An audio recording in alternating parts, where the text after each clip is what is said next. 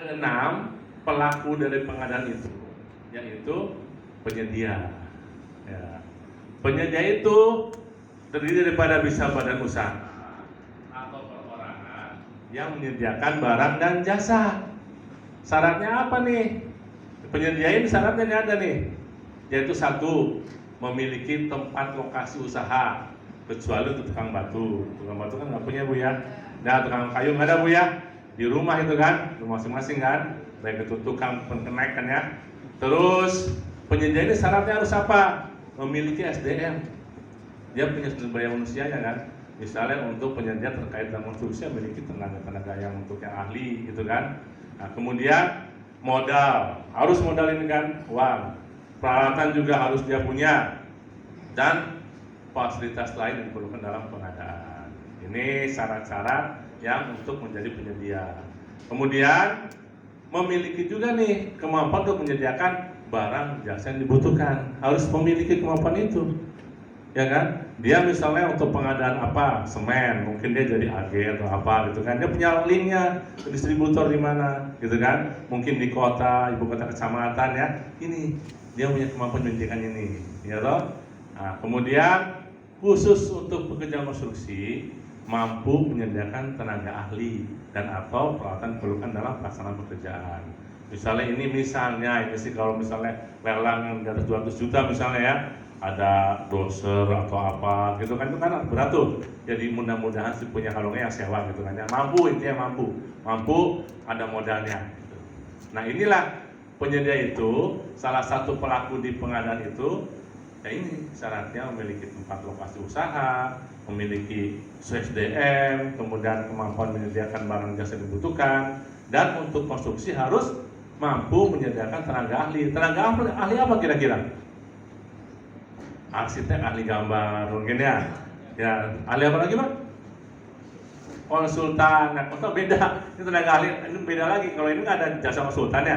Tenaga ahli misalnya konstruksi ini untuk apa nih kira-kira? Tenaga ahli yang tadi itu ya. Pemesian mungkin bisa ada yang ahlinya. Nah, ini tenaga ahli konstruksi ini untuk yang mungkin gambar desainnya bagaimana ya, gitu Bu ya. Oke, ini syarat untuk penyedia. Nah, inilah tadi sampai di sini pelaku untuk yang terkait dengan pengadaan barang jasa di desa, gitu ya. Oke. Tadi yang semen sama tuh, Ibu ya, yang semen itu ya, kok bisa ya? Emang sampai segitu jauhnya gitu?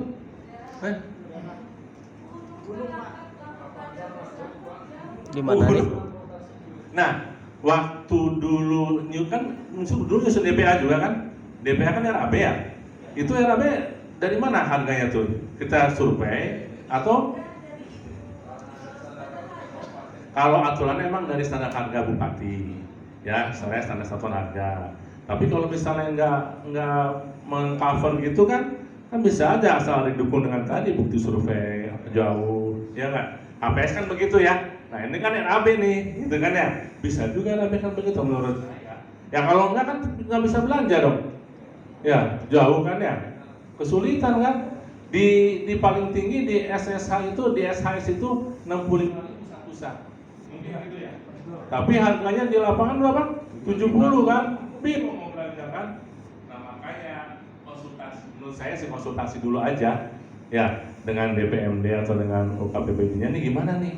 SSH-nya cuma 65, di lapangan 70. Wah, masa ayo tuh ikut itu ke gunung lah gitu kan. Ya di gunung setia gitu kan. Emang nggak ada toko ya? Cuman ya emang harganya segitu gitu kan ya. Itu harga tapi masih kalah di Papua. Anak saya di Papua itu semen itu satu sak berapa coba? 1,5 juta. Nah, tahu tuh. Pernah ke Papua belum? Ada di Bintang.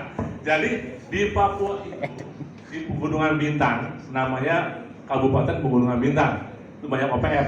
Nah di situ itu harga satu sak semen itu 1,5 juta. Makanya jalan rumah itu yang tembok, dia pakainya kayu-kayu gitu. Jadi seolah ini masih kayak di Papua, masih penting sih 70.000 ya, sangat tinggi ya.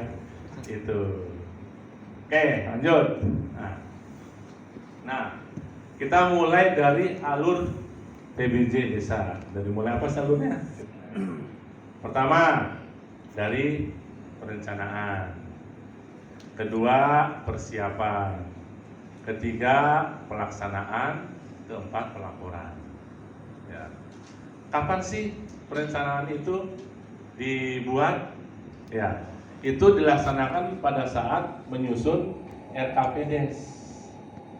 Kalau ininya Bapak Ibu sudah menyusun PBJ ya. Nah itu biasanya alurnya gimana?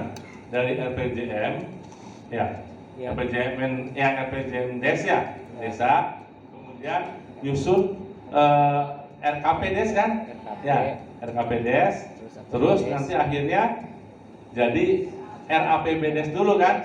Ya. Sehingga menjadi APBDes dan penjabaran APBDes-nya kan? Ya. Baru kemudian dijabarkan lagi ke RKA ya, RKK sama RAB, gitu ya? Kalau nggak salah gitu ya? Ya. Iya, ya kan gitu kan ya? Sampai nanti RAB, gitu kan? Nah, RKA itu rencana Kerja. kegiatan dan anggaran kan ya? Ya. RKK rencana kerja kegiatan, ya kegiatan sama RAB kan? Waktu nyusun RAB udah ada, formatnya ada nggak? Ada kan di Permendes, Permendagri nomor 20 nggak salah? Ada kan ya? 20 itu kan ada format tuh. RAB ada segala macam lah, sampai APBD juga ada kan? Ada semua kan ya? Waktu nyusun RAB bagaimana? Dasarnya apa? SSA tadi ya Bu ya? SSA tadi ya? Gitu kan ya?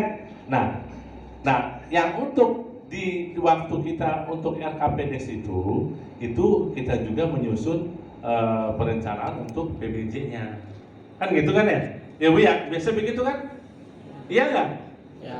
Enggak apa iya? Iya, gitu kan. Nah, kemudian Disesuaikan.